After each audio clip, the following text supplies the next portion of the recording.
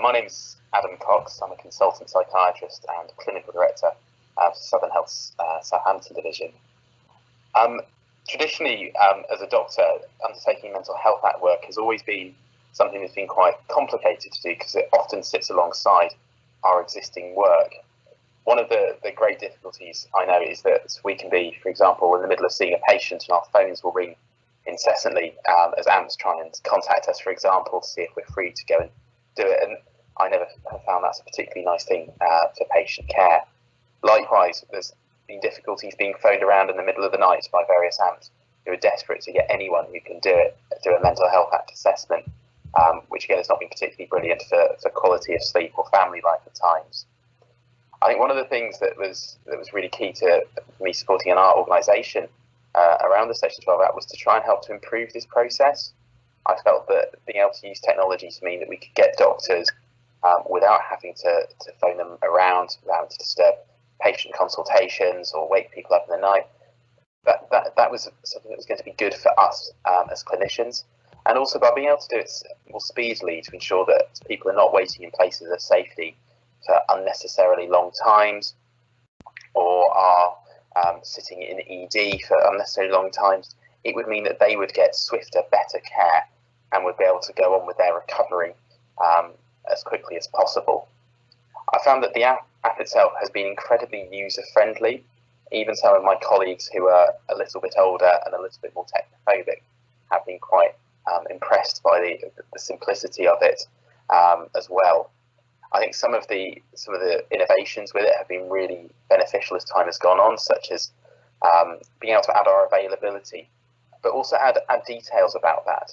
For example, I tend to work in liaison on a Friday, and so I would quite often be available there for mental health acts, but very quickly it soon turned out that I was being phoned from across Hampshire to go off and do them. So having the ability to add little notes such as I'm available, but this is primarily for the ED in Southampton has meant that actually it's become incredibly simple for AMPs to get hold of me and check with me, as well as not getting kind of inappropriate or kind of maybe optimistic phone calls from AMPs in Basingstoke, for example, who have wanted me to travel up there. The other thing it's done is really kind of just improve the ability for us to kind of have a bit of a work-life balance. If I've got, as I've had over the last few weeks, a bit more spare time, I'll be able to increase my availability, and so AMPs will be able to get hold of me more rapidly to go and undertake assessments. And again, it's that ability to be flexible with it. And I know for a lot of the registrars who use it, they found this really, really useful to be able to just go, they've got a bit more free time, they can just make themselves available and they will get contacted rather than having to maybe proactively phone the AMPs and say, I'm available this evening if you need me. The other thing as well that's been really useful is about being able to get doctors who feel that they're actually getting that recognition for their specialism by being able to have that added on there. The doctors who have got, say, a special interest in eating disorders or learning disability are being the ones who are being first approached. And I think, again, that is only something that can be good for our patients, that they're getting people who really understand issues rather than a more generic doctor to be able to support their care. The other thing, which again has been really fantastic as a doctor, has been about the kind of the claims process. Previously, many doctors I knew would have various bits of paper claims forms that they would have lying around. They would often send them up when they had got a few, and on a few occasions I know that doctors would find them kind of stashed away in notebooks that they'd had at the time when assessing the patient, and many of them would be out of date, or in cases they wouldn't have completed them properly and there'd be bits missing. The claims form on this has been revolutionarily easy. It's quick. It means that you can put in anything, from parking expenses to mileage, and it's just done and dusted.